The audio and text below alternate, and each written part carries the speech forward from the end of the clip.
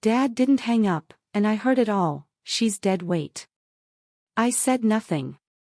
I silently listed my nearly $1 million home for sale, transferred every dollar out, and vanished. When they finally returned from vacation, rested and smiling, their key wouldn't even turn. The whole place was completely emptied. On the counter, there was just one thing left, a plain white envelope with my name on it, and whatever was inside would wipe those smiles off their faces in a heartbeat. Can you even fathom realizing that the very people who brought you into this world, the ones who are supposed to love you unconditionally, actually see you as nothing but a burden? A tool to be used, a resource to be drained.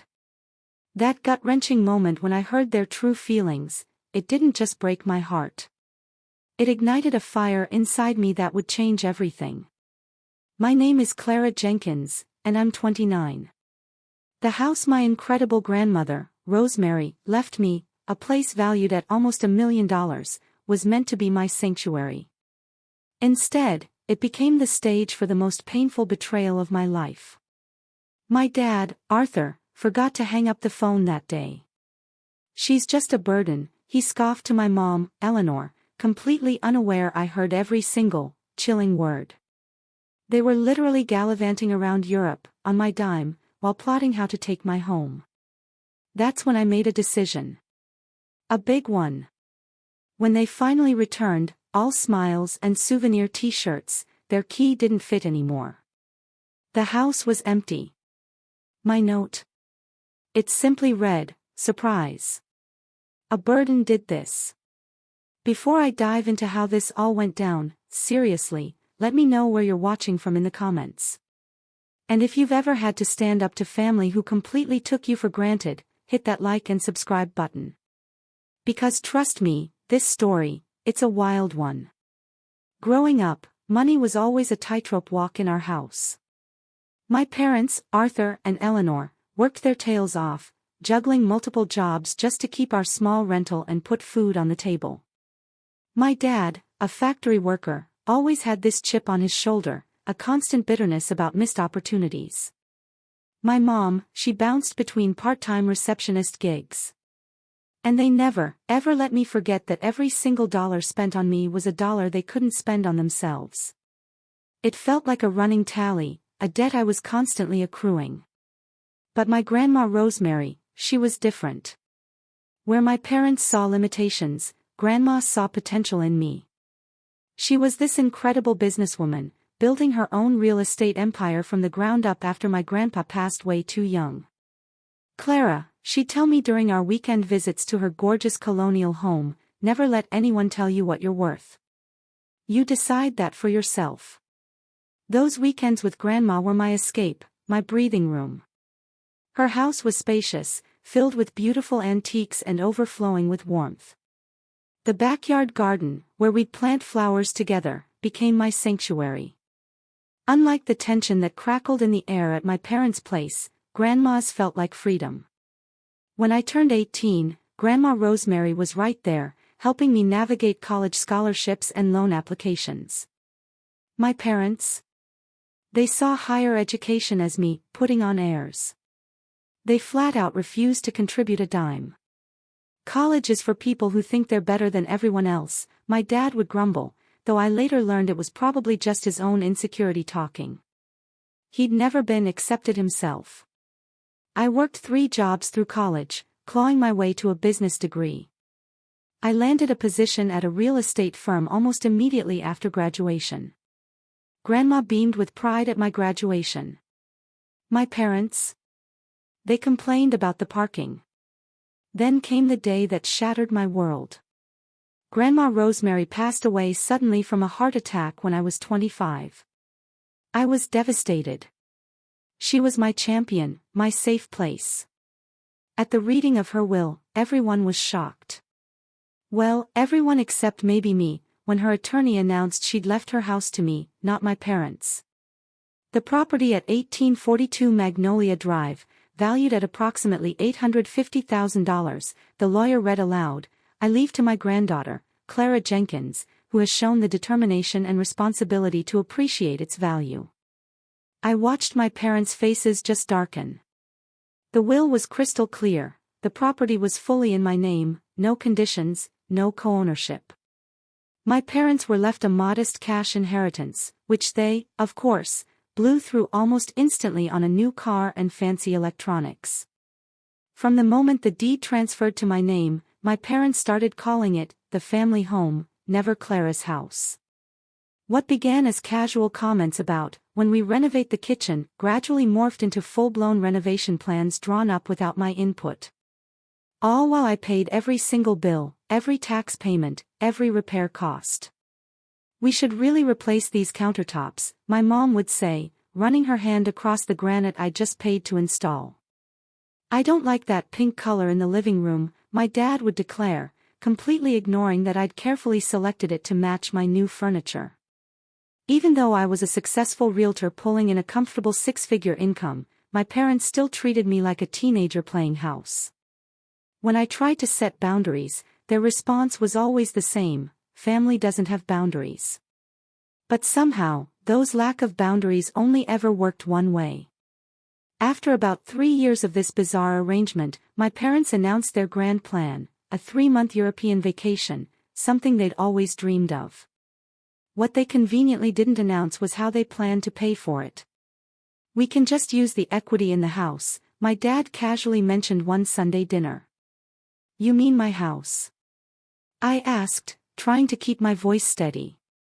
"The house that's only in my name."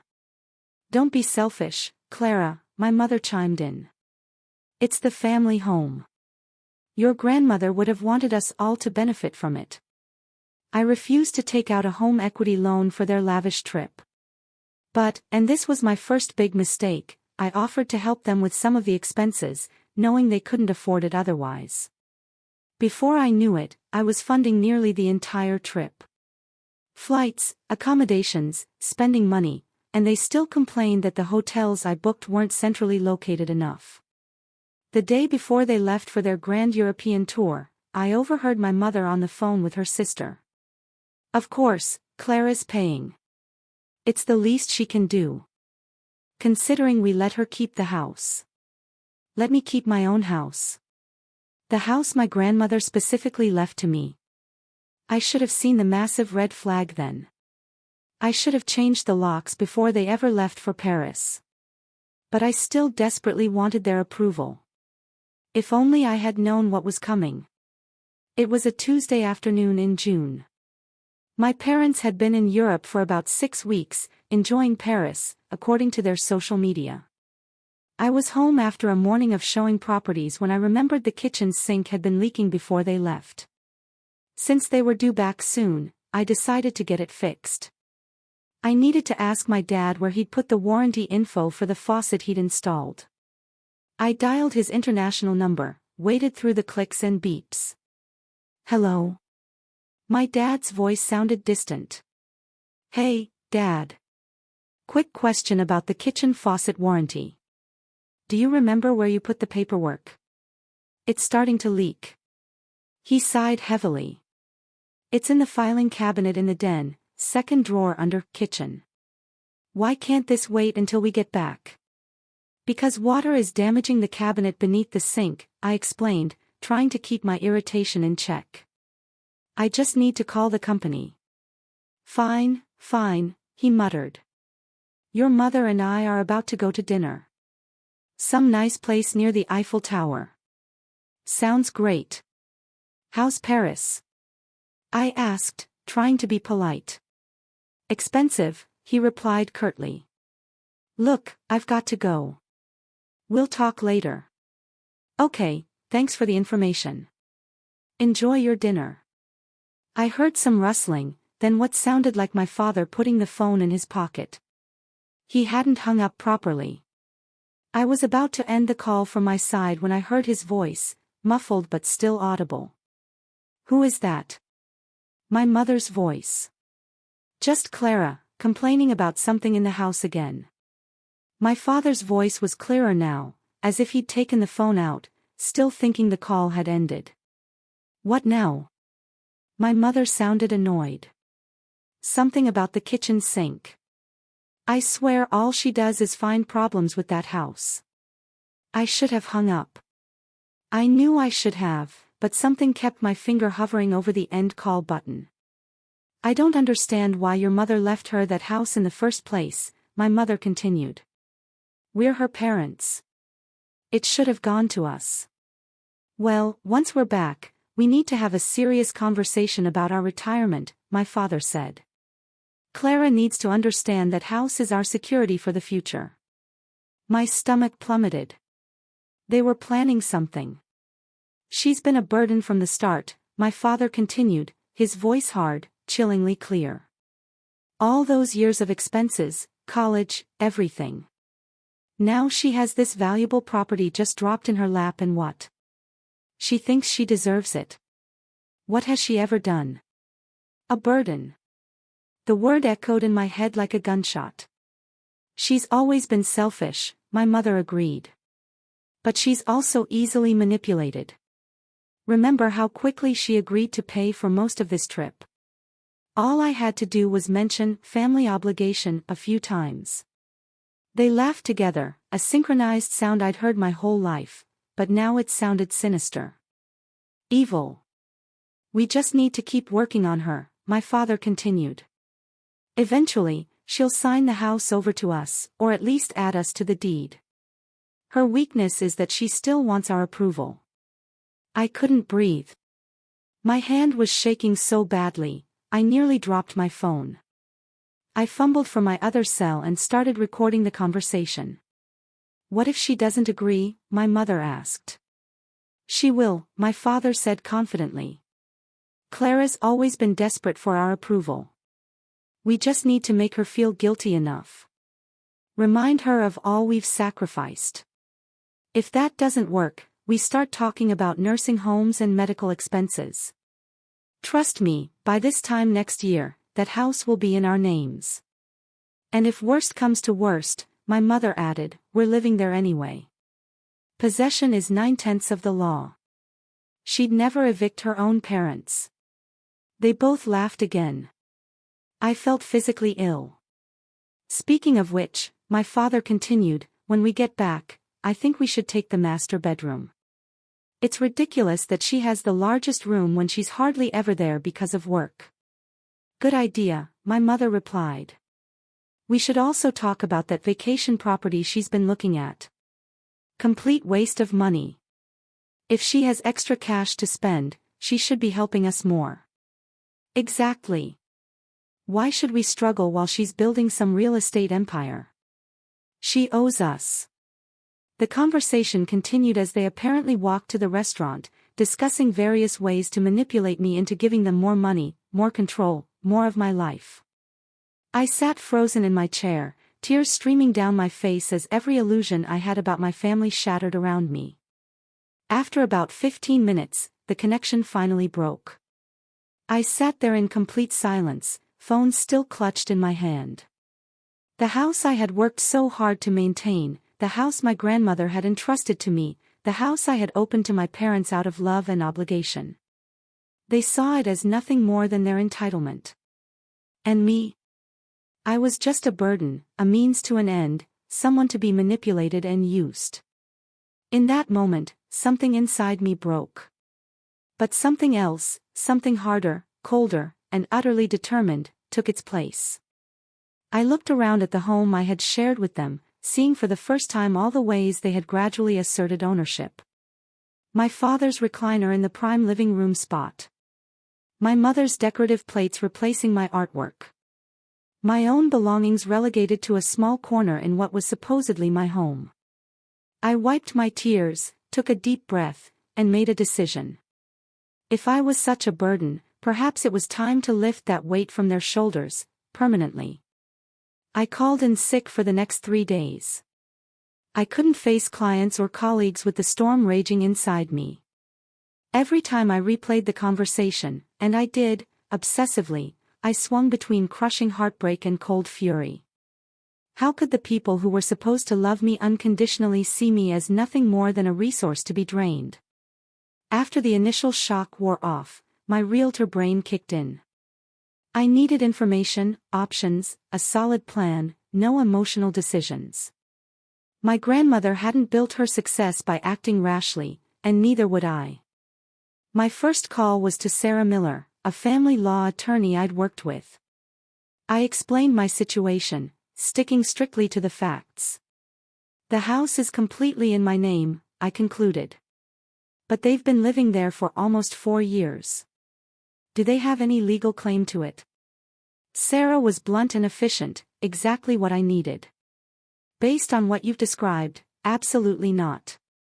There's no common law ownership that would apply here. You've maintained the property, paid all expenses, and most importantly, you have clear title. The fact that you allowed your parents to live there doesn't grant them any ownership rights. What about the fact that they're my parents? Does that matter legally? Not in terms of property rights, she assured me. You're an adult. You have no legal obligation to house your parents. The house is yours to sell, rent, or do whatever you please with. A weight lifted. At least legally, I was on solid ground. What about their belongings? I asked. That's a bit trickier, Sarah admitted. Legally, you should provide reasonable notice and opportunity for them to collect their personal items.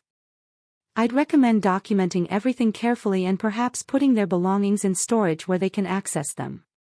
I took detailed notes, my mind already moving to the next step. Next, I called my colleague David Stone, one of the top-performing realtors in our firm, known for quick, discreet sales. I need to sell my house quickly, quietly, and for as close to market value as possible, I told him when we met for coffee the next morning. David raised an eyebrow. Running from the law, Clara? His weak joke fell flat against my serious expression. Family situation, I said simply. I need this handled with absolute discretion. No public listings if possible, no signs in the yard, no open houses, and I need it done within 6 weeks. David whistled low. That's aggressive even in this market. You're looking at taking a hit on the price for that kind of timeline. I understand.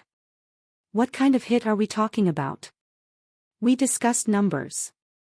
My grandmother's house had appreciated significantly.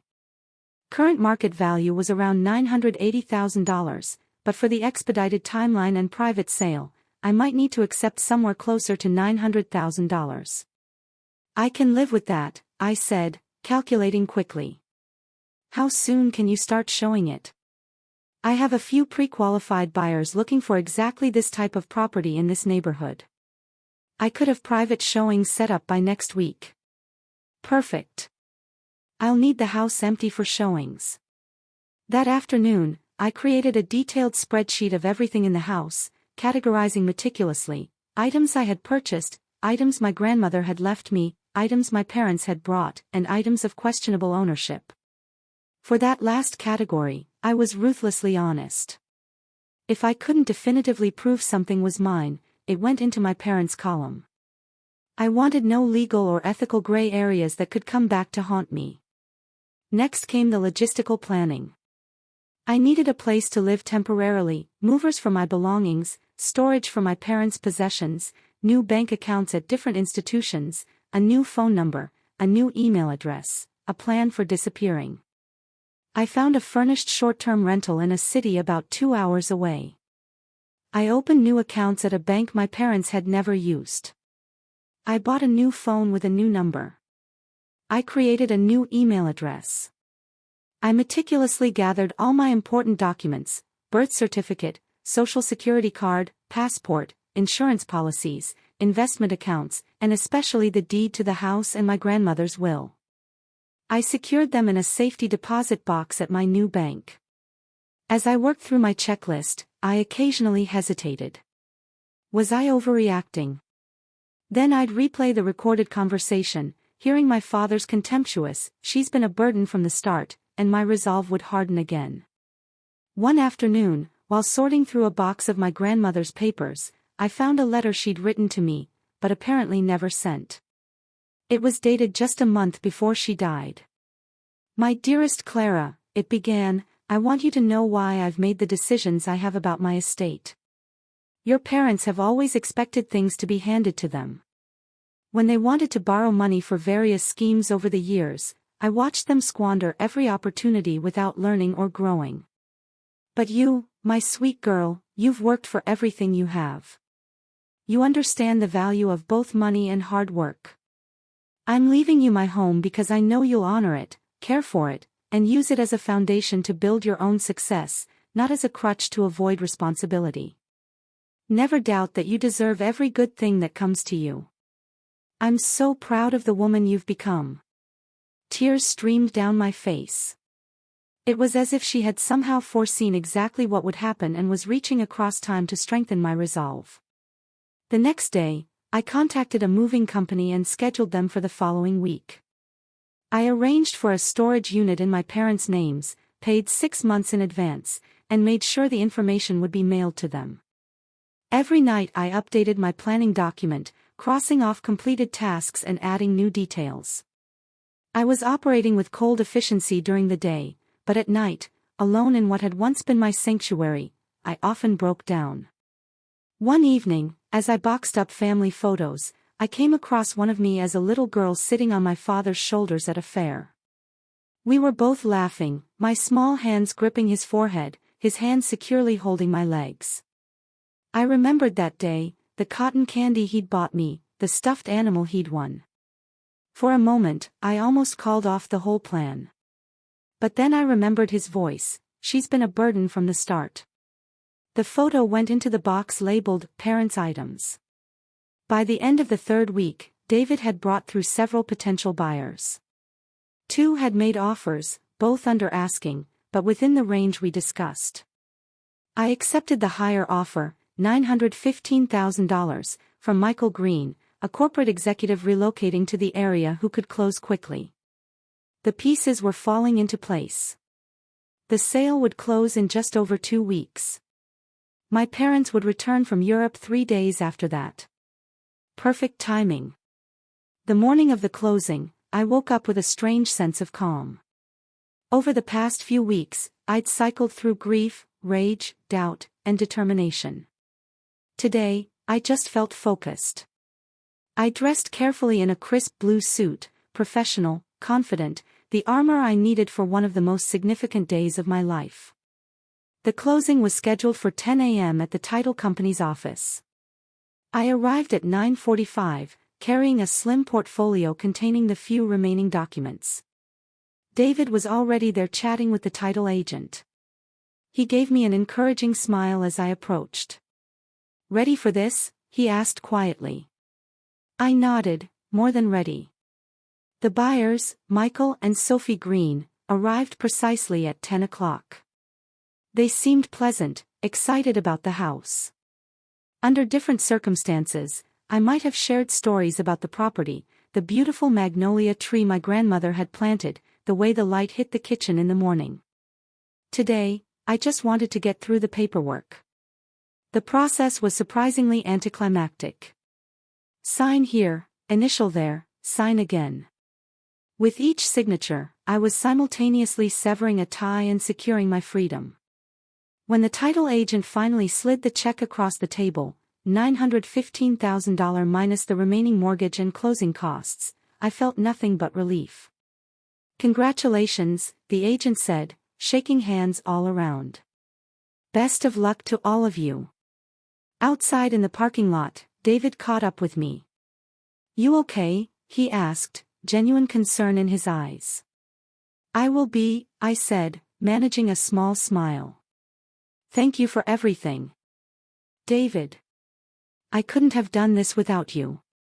"Happy to help," he replied. "Though I'm still curious about the story behind all this." "Maybe someday I'll tell you," I said, "but right now I have movers to meet."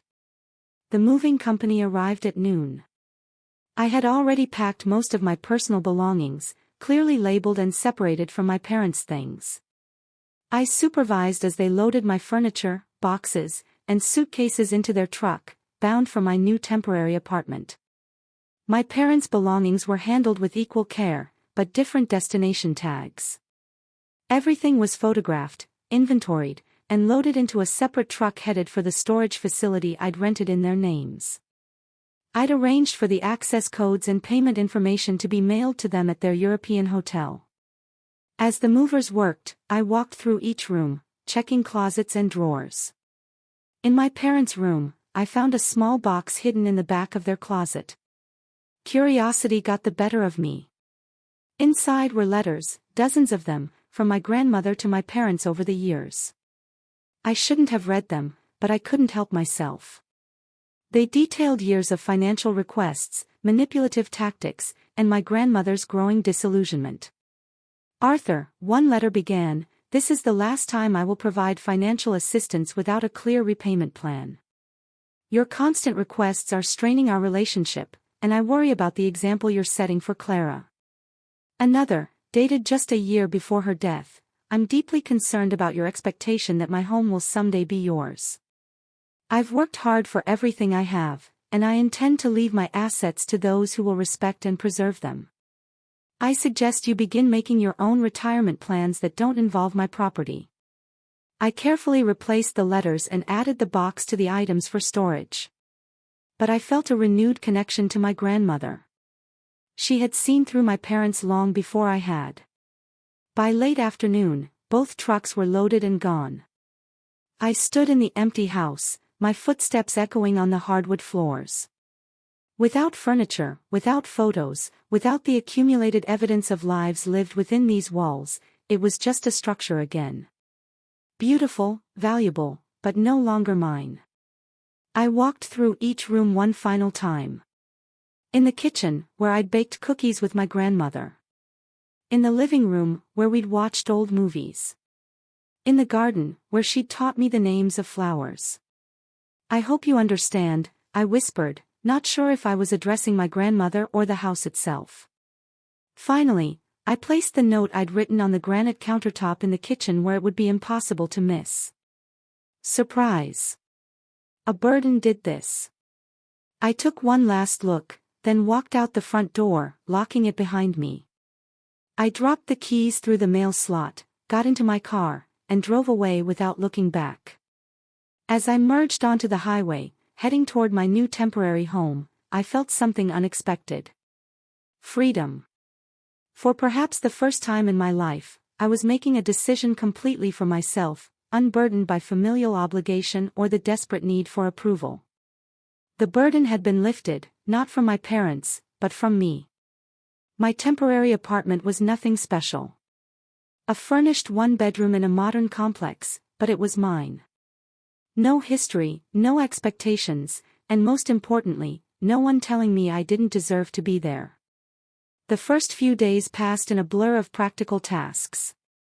I unpacked essentials, set up my new laptop with enhanced security, and contacted my office to let them know I was taking a 2-week vacation, effective immediately.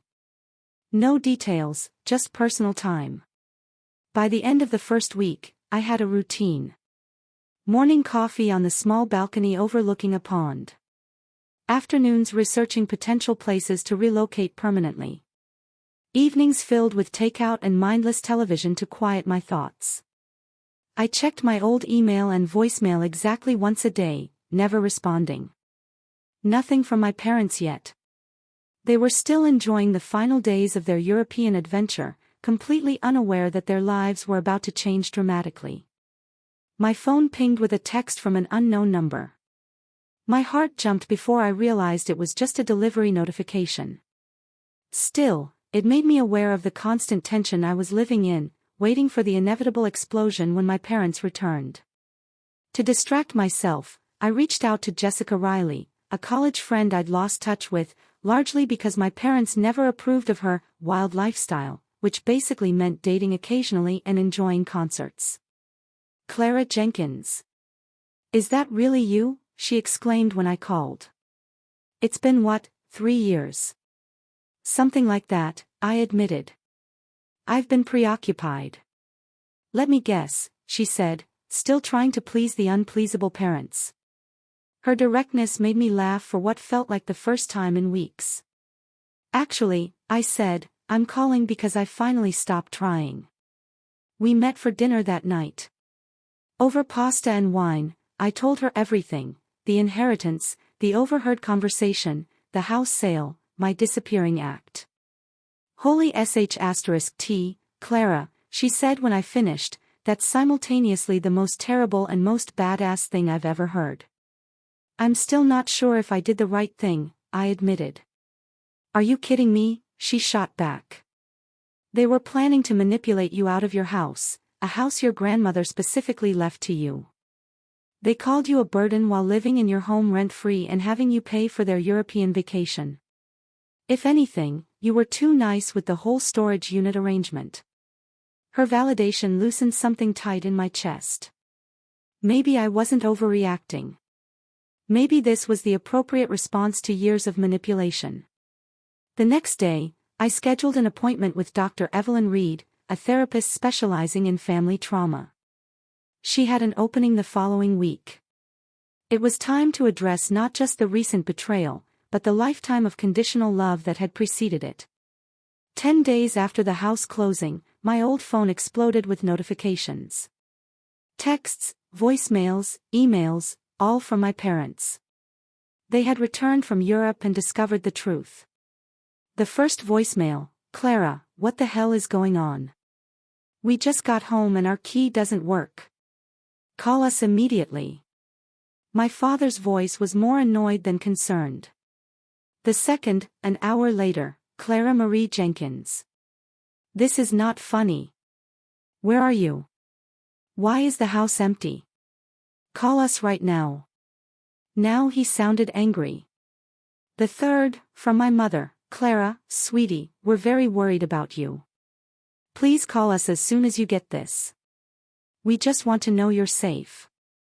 Her voice dripped with the manufactured concern she'd perfected over the years. The texts escalated similarly, from confusion to demands to threats to fake worry.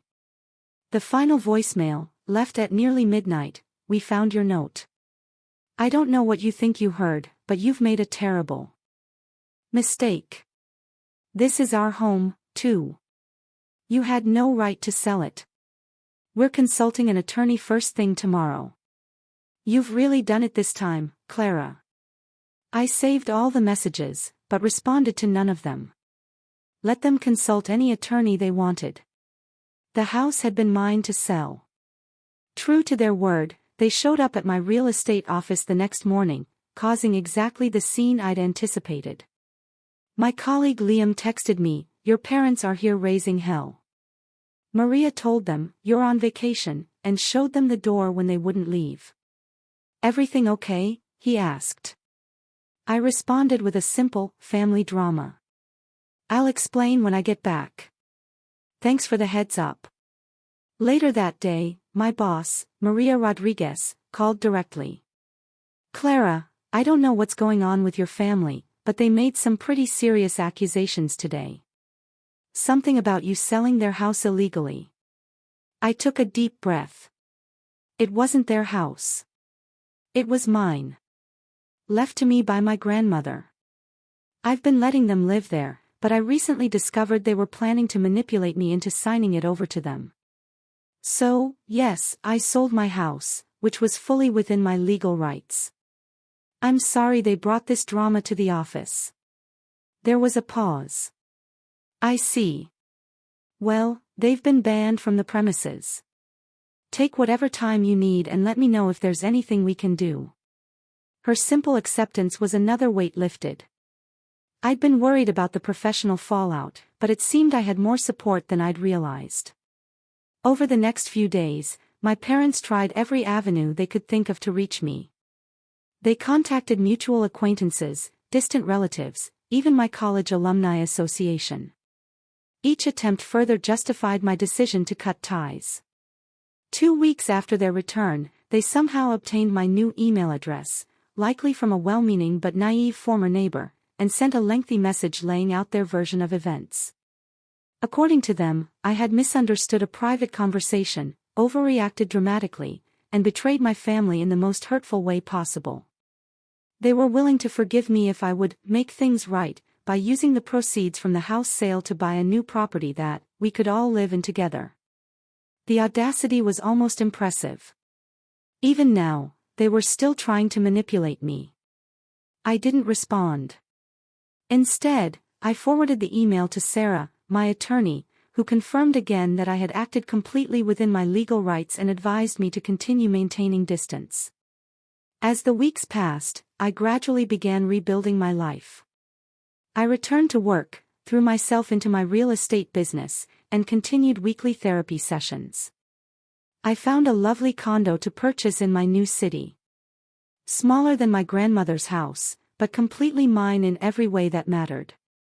One evening, arranging books on my new shelves, I came across an old photo album. Inside were pictures of family vacations, holiday gatherings, birthday celebrations, moments that had once seemed happy, but now felt hollow knowing what lay beneath the smiling facades. I closed the album and put it away. Perhaps someday I'd be ready to look at those memories again, but not yet. For now, I was focused on creating new memories, ones not tainted by manipulation and conditional love. The burden I'd carried all my life, the desperate need to earn my parents' approval, was finally lifted, and I was lighter than I'd ever been. I managed to avoid my parents for nearly 3 months. I changed my routines, shopped at different stores, became hypervigilant, but I knew a confrontation was inevitable. What I didn't expect was how it would happen. Laura Kim, my former neighbor, called me on a Tuesday afternoon. "Clara, I thought you should know. Your parents are back at the house." My heart raced. "What do you mean, at the house? It's not their house anymore." "I know that," Laura said. "But they're parked outside right now, just sitting in their car, staring at it. The new owners are away on business, so I don't think they know yet. I just thought you might want to know." I thanked her and immediately called Michael Green, the new owner, to warn him. He was concerned, but grateful for the heads up and said he'd alert his security company. Later that evening, my phone rang with an unfamiliar number. Against my better judgment, I answered. "Clara," it was my father's voice, tight with controlled anger. "We need to meet tomorrow. The coffee shop on Maple Street at 10 a.m. If you don't show up, we're going to your office again. And this time, we won't leave quietly." Before I could respond, he hung up. I called Sarah immediately. "They're threatening to make a scene at my workplace if I don't meet with them." "You don't have to meet them at all," she reminded me. "We could get a restraining order based on these threats." I considered it, but ultimately decided against it. "No, I think I need to face them. But I want it on my terms, not theirs." The next morning, I arrived at the Daily Grind, a popular coffee shop, at precisely 10:15 a.m. late enough to make a point, but not so late they'd leave. I'd chosen this location because it was public, always busy, and the owner was a client of mine who I knew would have my back if things got ugly. I spotted my parents immediately, sitting at a corner table. My mother's face was drawn, her normally perfectly styled hair looking neglected. My father's jaw was set in that familiar rigid line that had always signaled dangerous waters ahead. I approached their table calmly, dressed in my most professional outfit, another suit of armor. "Arthur, Eleanor," I greeted them, deliberately using their first names instead of Mom and Dad. My mother flinched. My father's face darkened further. "Sit down," he commanded. "I'm not here to take orders," I replied evenly. "I agreed to meet you because I thought it might be time to clear the air. But this conversation happens on equal terms, or not at all." I sat down across from them, placing my phone conspicuously on the table. "Is that really necessary?" my mother asked, gesturing to the phone. "Given our history, yes," I said. "I record all important business meetings now." "We're your parents." "Not a business meeting," my father snapped. "And yet you threatened my workplace if I didn't comply with your demands. That sounds more like extortion than parenting." My directness caught them off guard. They were used to me backing down, accommodating, seeking peace at any cost. "What you did was unforgivable," my father finally said. "You stole our home." "It was never your home," I replied. It was my home, which I generously allowed you to live in. A fact you apparently considered a burden. My mother's eyes widened. What are you talking about? I pressed play on my phone. Their own voices filled the space between us. She's been a burden from the start. All those years of expenses, college, everything. Now she has this valuable property just dropped in her lap, and what? She thinks she deserves it. What has she ever done? I stopped the recording and looked up. My mother was pale. My father flushed with anger. You recorded us privately. That's illegal, he sputtered. Actually, I said, it's not illegal to record a conversation you're part of, which I was, since you called me and then failed to hang up properly. But that's beside the point. The point is that I finally heard what you really think of me. You misunderstood, my mother interjected quickly. We were tired, stressed about money, while on an expensive European vacation that I paid for, I interrupted. Please don't insult my intelligence by lying to me again. So, you sold the house out from under us, my father demanded. Left us homeless as some sort of revenge. I sold my house because I finally realized it would never truly be mine as long as you were in it. And you're not homeless. You have the money Grandma left you. Oh, wait. You spent that on a new car instead of securing your own housing. My father leaned forward, his voice dropping to a threatening whisper. You know, we could sue you for this. We lived there for years. We have rights. Actually, you don't, I replied calmly. I consulted with an attorney before making any decisions. You had no legal claim to the property. You paid no rent, contributed to no expenses, and your names were nowhere on the deed. But please feel free to waste what money you have left on a lawsuit you can't win. My mother began to cry. Those familiar tears that had so often manipulated me into compliance. This time I felt nothing but a detached sort of pity. What do you want from us, Clara? She asked through her tears. An apology. Fine. We're sorry if you misinterpreted what you heard. If I misinterpreted? I repeated incredulously. That's not an apology. That's another manipulation, and it's exactly why I made the decision I did. I took a deep breath, centering myself. What I want is very simple. I want you to acknowledge what you did. Not just the conversation I overheard, but the years of treating me like an investment that needed to pay dividends. I want you to understand that your behavior has consequences. And I want you to respect the boundaries I'm establishing now.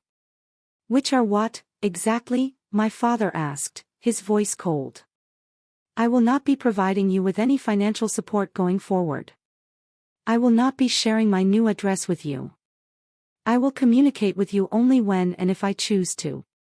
If you come to my workplace again or harass me in any way, I will pursue legal action. So that's it. After everything we've done for you, you're just cutting us off. My mother's voice rose dramatically.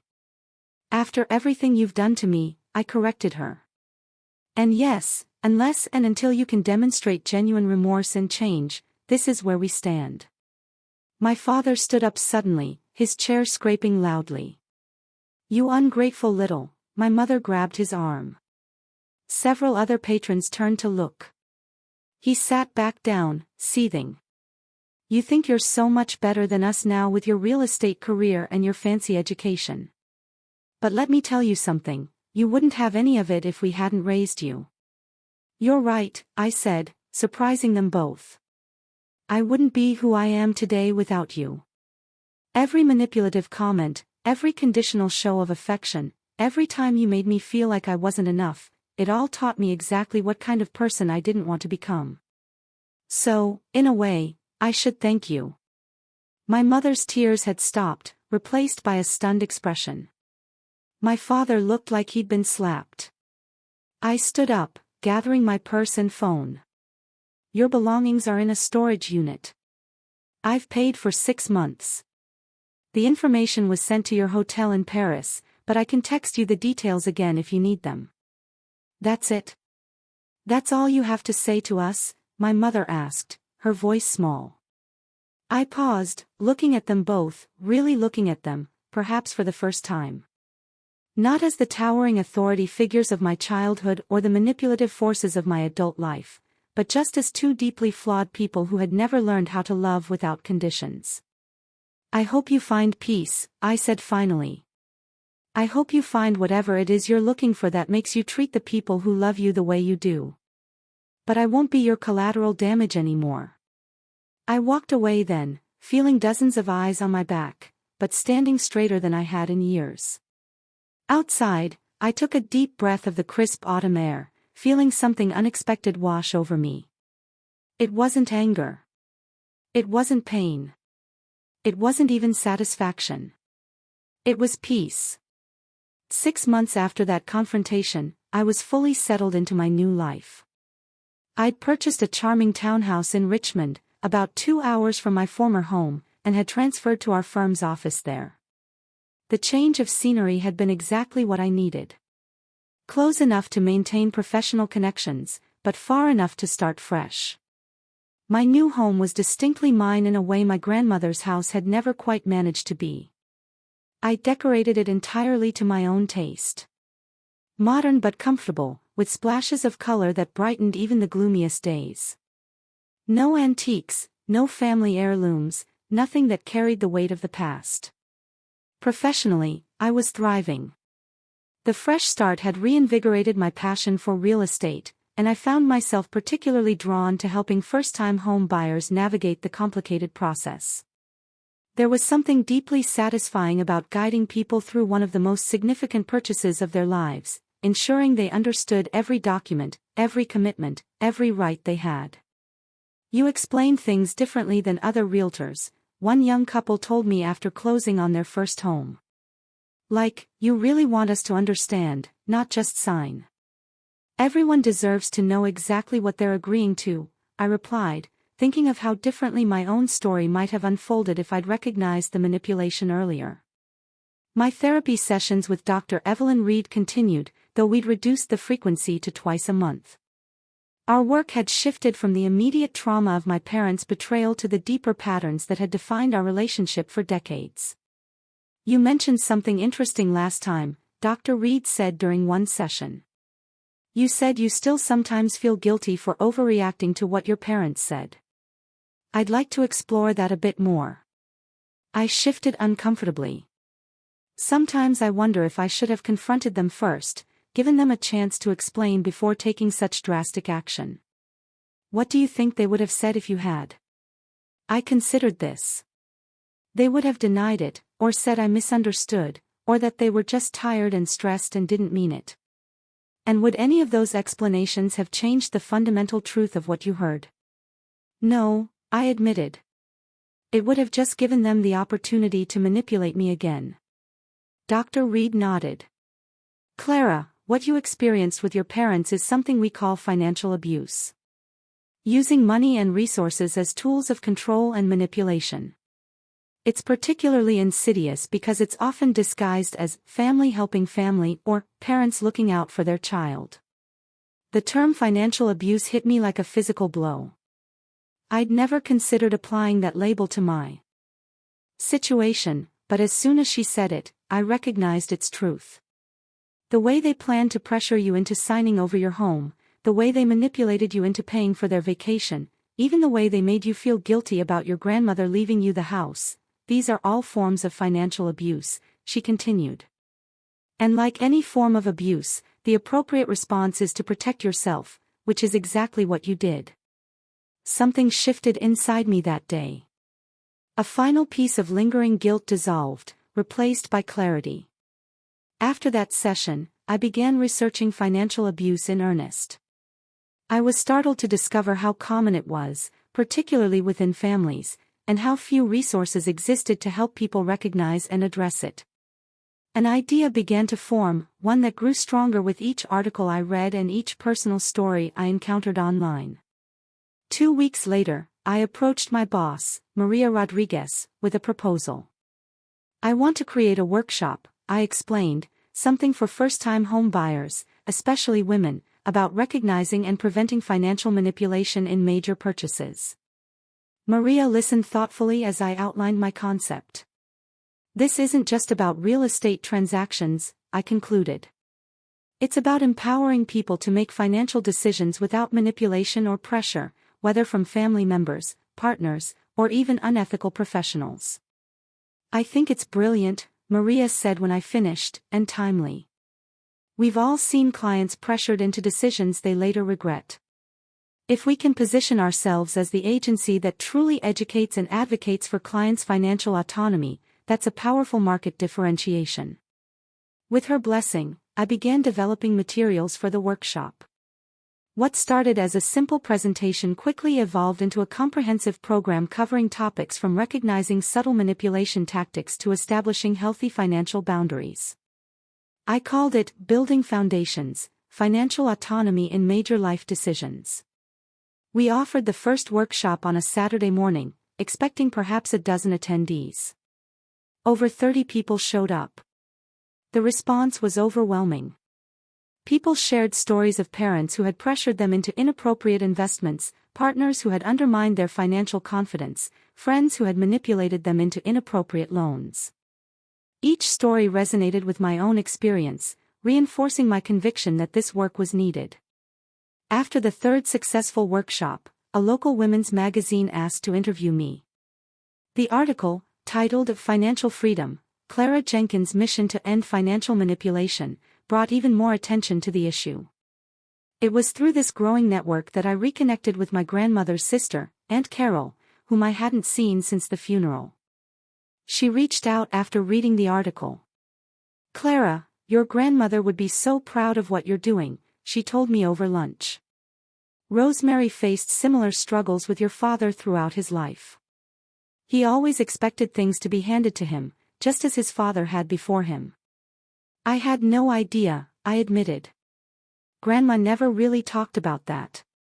She was private about family matters, Aunt Carol said, but she saw so much of herself in you, the independence, the work ethic. It's why she left you the house instead of Arthur. She knew you'd use it as a foundation, not a crutch. Her words echoed the letter I'd found while packing, confirming what I'd already begun to suspect. My grandmother had made her decision with clear eyes and full awareness of its implications. "Have you had any contact with your parents recently?" Aunt Carol asked carefully. "Not since our confrontation," I replied. "I've received a few emails, but nothing that suggests they've really reflected on their behavior or taken responsibility for it." She nodded sadly. "Arthur has always struggled with accountability, even as a child. Nothing was ever his fault." "I'm sorry, Clara. You deserved better parents." "I'm making peace with it," I said, surprised to find that it was true. "I can't change who they are or how they treated me, but I can use that experience to help others and to build a better life for myself." On the 1-year anniversary of selling my grandmother's house, I took the day off work and drove to the cemetery where she was buried. I brought a bouquet of her favorite flowers, pink peonies, and sat beside her headstone. "I think I finally understand what you were trying to teach me," I said softly. "About self-worth and standing on my own. About recognizing when love comes with too many conditions. I wish we'd had more time together, but I'm grateful for every lesson you shared." As I sat there, I reflected on how much had changed in a year. The initial pain and betrayal had gradually transformed into something else. Not forgiveness exactly, but acceptance. My parents were who they were. Their behavior reflected their limitations, not my worth. The true burden I'd carried wasn't being their daughter. It was the exhausting effort of trying to earn love that should have been freely given. In setting those expectations aside, I'd found a freedom I never knew was possible. My phone buzzed with a text from Jessica. "Still on for dinner tonight? The whole gang's excited to see you." I smiled as I replied in the affirmative. The gang was a group of friends I'd reconnected with or made new in the past year. People who accepted me as I was, who gave without keeping score, who supported without controlling.